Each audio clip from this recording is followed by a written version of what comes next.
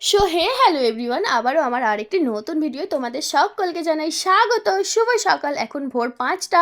তো দেখতেই পাচ্ছ সকালবেলা ঘুম থেকে উঠেই আমি মানে হচ্ছে এক প্যাকেট সোয়াবিন ভিজিয়ে দিলাম। সোয়াবিনটা ভিজুক, তারপরে আমি অন্য কাজে লেগে পড়বো। সকালবেলা ঘুম থেকে উঠে সোয়াবিনটা ভিজিয়ে দিয়েই এক গ্লাস জল খেয়ে আমার রাজবাড়ি পরিষ্কার করতে আমি লেগে গেছি। সত্যি কথা বলতে গিয়ে এক রাস্তার ধারে বাড়ি বলে আর সামনে মুড়িকল বলে নাকি জানি না, আমার ঘরে এত পরিমাণে ঝুল হয়, পুরো ভূত বাংলো হয়ে থাকে।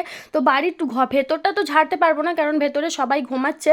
আর দেখতে পাচ্ছ কি পরিমাণে ঝুল হয়েছে, তো সেই জন্য ভাবলাম দালানটাই আজকে ঝুলটা ঝেড়ে নিই। তো দালানের ঝুলগুলো আমি ঝেড়ে নিচ্ছি। দেখছো ঝাঁটা পুরো ভর্তি হয়ে কালো হয়ে গেছে।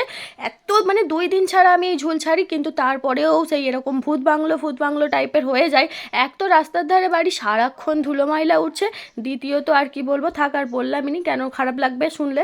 তো ছাড়ো।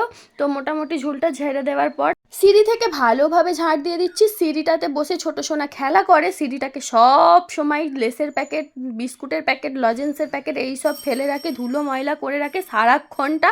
তো এই সিঁড়িটাতে ছোটোর থেকেই ছোট সোনা খেলতে ভীষণ পছন্দ করে। তো সিঁড়িটা প্রথমে ঝাড় দিয়ে দিলাম। ঝাড় দেওয়ার পর পুরো ঘর দোর ঝাড় দিয়ে আমি এই যে গ্যাসটা মুছতে শুরু করে দিয়েছি। আসলে রাতের বেলা আমার গ্যাস মোছার মতো সত্যি কোনোদিনই টাইম হয় না, সকালবেলায় গ্যাসটা মুছি।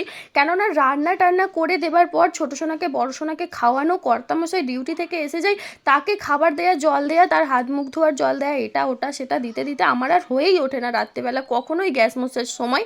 তাই সেই জন্য সকালবেলায় আমাকে গ্যাসটা মুছতে হয় আর কি। তারপরে তোমরা সবাই ভালো মতোই জানো আমি 9:30 10টা থেকে হচ্ছে ফেসবুকে লাইভ যাই, তারপর ফেসবুক থেকে লাইভ হয়ে গেলে আবার ইউটিউবে লাইভ যাই। তো সেই জন্য আমার এই গ্যাস মোছার সময়টা হয় না। ও মা, গ্যাসটা মুছতে গিয়ে তো আমার ফোনটা কাছাড়ি খেয়ে গেল। আসলে গ্যাসের সাইডে ফোনটা আমি রেখেছিলাম স্ট্যান্ড সমেত, পুরো ফোনটা আমার উল্টে গেল এই ভিডিও বানানোর চক্করে। যে আমি ফোনটাকে কতবার কাছাড় মারি সারাদিনে তার কোনো ঠিকই নেই। স্ট্যান্ডের মধ্যে থাকে, হয়তো যেতে গিয়ে ধুস করে ফেলে দিলাম, স্ট্যান্ডটা নড়ে গেল, পড়ে গেল, এই করে করেই আমার ফোনটা বোধহয় খারাপ হবে। তো মোটামুটি এখানের গ্যাসের জায়গাটা ভালো মতো মুছে নেবার পর, ঘর দালান মুছে নেবার পর আমি বসে গেছি শাক কাটতে। মানে হচ্ছে যে শাকগুলো বাপি বাগান থেকে এনে দেয়, কাস্তে দিয়ে কেটে। বাপি বেটা ছেলে মানুষ, উনি কি আর শাক তুলতে পারে? তো উনি হচ্ছে কাস্তে দিয়ে কেটে এনে দেয়, আর আমরা হচ্ছে যে বাড়িতে এনে বেছে নিই। আর কর্তামশাই তো নামে যায়, ও কখনোই আনে না। বাপি বাগান থেকে ভালো দেখে এনে দেয়, কাস্তে দিয়ে কেটে আমরা দুই বউ মিলে বেছে নিই। তো তারপরে এই যে আমি সবজি কাটতে বসে গেছি। আসলে একদম টাটকা টাটকা পটল নিয়ে বসে গেছি। আমি কখনোই আগের দিনের বাজার আগে থেকে করে রাখি না। প্রত্যেক দিন সকালবেলা 3-4টে করে সবজিওয়ালা আসে পাড়ায়, তো তাদের কাছ থেকে আমি ফ্রেশ সবজি নিই, সেই ফ্রেশ সবজি নিয়েই রান্না করি। তো যখন না সবজিওয়ালা আসে তখন আমার সমস্যা হয়ে যায়, কেননা বাড়িতে আমার কিছুই সবজি থাকে না। গাছের সবজি হলে সেটা থাকে, আর কেনা সবজি কিছুই থাকে না। তো তারপরে এই যে বিছানাটা গোছাচ্ছি, নামেই গোছাচ্ছি, 10 মিনিট পর এসে এমন নাচানাচি করবে বিছানার মধ্যে, ব্যাস বিছানার চাদর গুটিয়ে মুটিয়ে একাকার করে দেবে। ছোট সোনার জ্বালায় কোনো জিনিস ভালো থাকে না, ও সব নোংরা করে দেয়। ও যে কবে বড় হবে তবে আমার ঘর দোরগুলো একটু গোছানো তিতানো থাকবে। এই বিছানা আর দোলনা, মানে দোলনাতে তো 24 ঘন্টা বসে থাকে, এই যে বিছানার মধ্যে দোলনার মধ্যে নাচতে থাকলে আর বিছানা কি গোছানো থাকে? কি আর করা যাবে, এই গুছিয়ে দিয়ে যাচ্ছি, 5 মিনিট পর এসে দেখবো আবার নোংরা করে দিয়েছে, আবার বিছানার চাদর টেনে ঠিক করো। এই করে করেই আমার এক্সট্রা কাজ অনেক বেড়ে যায়।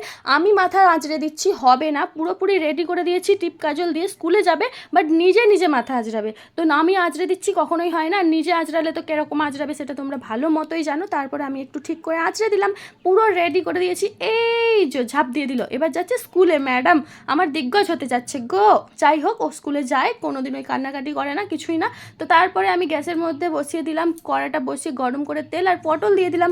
পটলগুলোকে ভালো মতন একদম লাল লাল করে ভেজে তুলে নিলাম। দেখতেই পাচ্ছ বন্ধুরা, পটলগুলো লাল লাল করে ভেজে তুলে নেওয়ার পর কড়ার মধ্যে একটু তেল দিয়ে দিলাম আমি সোয়াবিনগুলো ভাজতে।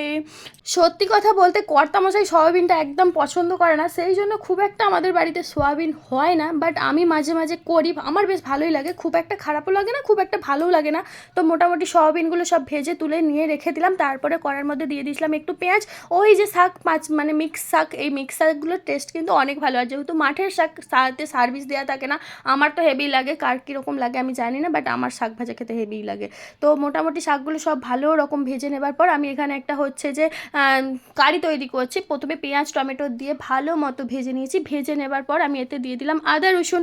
সত্যি কথা বলতে আমি যেমন সাদামাটা, আমার তরকারিপত্রগুলো সে পুরো আমার মতো সাদামাটা। আমি বেশি ঝাল, বেশি তেল এসব পছন্দ করিনি, যতটুকু প্রয়োজন ততটুকুই দিই, ততটুকু দিয়েই খাই। আর এই একই তরকারি যেহেতু মেয়েগুলোও খাই, তো সেই জন্য আমি কোনো রকম রিচ করি না। তো আগে থেকেই আমি প্রেসারের মধ্যে হচ্ছে 5 ফোড়ন দিয়ে দিয়ে আলুটা সিটি মেরে রেখে দিয়েছি, পাঁচফোড়ন দিয়ে ভেজে সিটি মেরে রেখে দিয়েছি, তো সেটাই দিয়ে দিলাম। ও তোমাদের তো বলাই হয়নি আজকের রেসিপিটা কি। আজকের রেসিপিটা হচ্ছে সোয়াবিন পটলের তরকারি।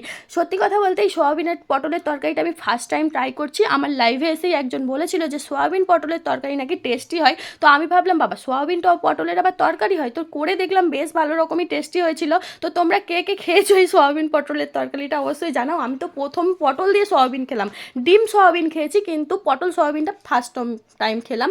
তো ডাল বসিয়ে দিয়ে আর আমি চলে গেছিলাম কী করতে কী জানি না, ডাল ফুটে ফুটে আমার কমে গেছে, অর্ধেকটা করা ডাল ছিল, ডাল পুরো ফুটে কমে গেছে।